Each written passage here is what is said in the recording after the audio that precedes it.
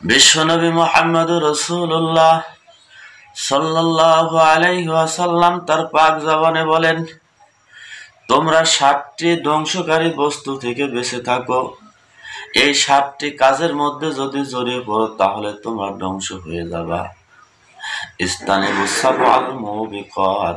আল্লাহর হাবিব যখন বললেন যে 7টি ধ্বংসকারী বস্তু থেকে বেঁচে থাকো, ক্বালু ইয়া রাসূলুল্লাহ, সাহাবারা বলল, হে আল্লাহর রাসূল, ওয়া হুন্না, সেগুলো কি?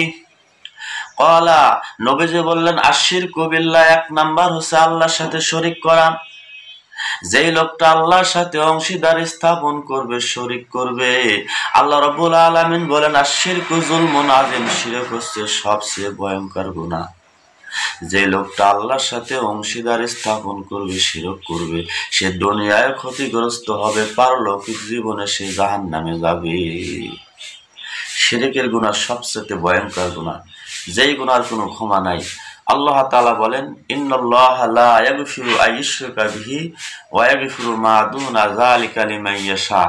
আল্লাহ তাআলা ইচ্ছা করলে যে কোনো গুনাহ ক্ষমা করে দিতে পারেন, কিন্তু লা ইয়াগফিরু আইয়ুশরাকা বিহি ওয়া ইয়াগফিরু মা দুনা যালিকা লিমান ইয়াশা। আল্লাহ বলেন, লা ইয়াগফিরু আইয়ুশরাকা বিহি, শিরকের গুনাহ কখনোই তিনি ক্ষমা করবেন না।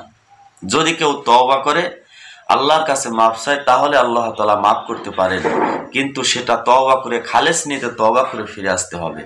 2 নম্বরে আল্লাহর হাবিব বলেন, ওয়াসসিহরু, জাদু। যদি কেউ জাদু করো তাহলে তোমরা ধ্বংস হয়ে যাবা, দুনিয়ায় ধ্বংস হবা, পারলৌকিক জীবনেও ধ্বংস হবা। পূর্বের জামানায় জাদু করে স্বামী এবং স্ত্রী ঝগড়া লাগাই দিত, স্বামী স্ত্রীর মধ্যে বিচ্ছেদ ঘটায় দিত। এখনো সমাজে দেখা যায় স্বামী স্ত্রীর মধ্যে ঝগড়া লাগায় বিচ্ছেদ ঘটায় দেয়। ইসলাম এটা সম্পূর্ণ হারাম করা হয়েছে। যারা জাদু করে, কুফরি কালামের মাধ্যমে জাদুবিদ্যায় পারদর্শী, জাদু করে থাকে, সে মুসলিম থাকে না, সে কাফের হয়ে যায়।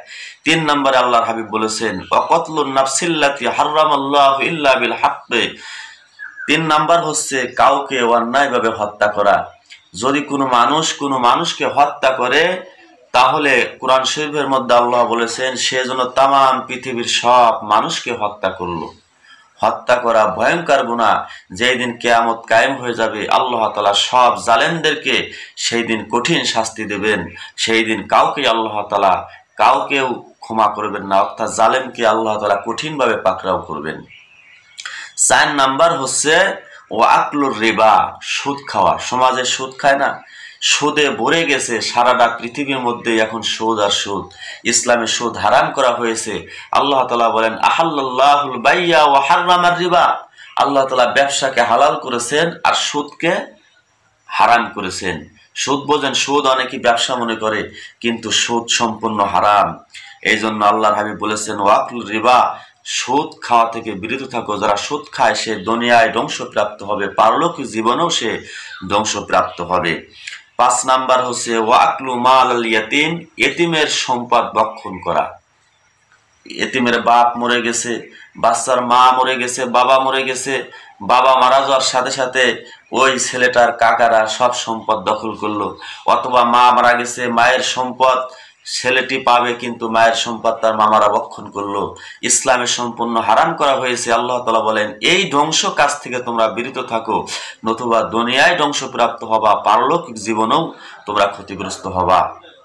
6 নাম্বার হচ্ছে ওয়াতাওয়াল্লি ইয়াউমাজ জাহাফে, জিহাদের ময়দান থেকে ফিরে আসা। তৎকালীন সময় আল্লাহ রাসূল যে যুদ্ধগুলো করেছে, বদরের যুদ্ধ, উহুদের যুদ্ধ, খন্দকের যুদ্ধ, এই সমস্ত যুদ্ধ থেকে যারা পলায়ন করেছে তারা ইসলাম থেকে খারিজ হয়ে গেছে।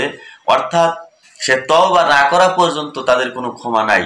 দুনিয়ায় ক্ষতিগ্রস্ত, পারলৌকিক জীবনেও ক্ষতিগ্রস্ত। ঠিক তদ্রূপ এখনো যদি আল্লাহর দ্বীন কায়েমের জন্য যুদ্ধ সংগ্রাম করা লাগে, আর যুদ্ধ শুরু হয়, সেই মুহূর্তে যদি যুদ্ধের ময়দান থেকে কেউ পলায়ন করে, তাহলে আল্লাহ তাআলা তাদেরকেও পাকড়াও করবেন, কঠিন শাস্তির আওতাভুক্ত করবেন।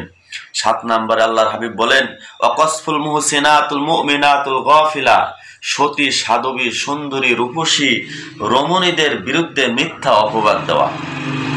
মেয়েটি কোনো অপরাধ করে নাই, কিন্তু আপনি তার বিরুদ্ধে মিথ্যা অপবাদ দিলেন।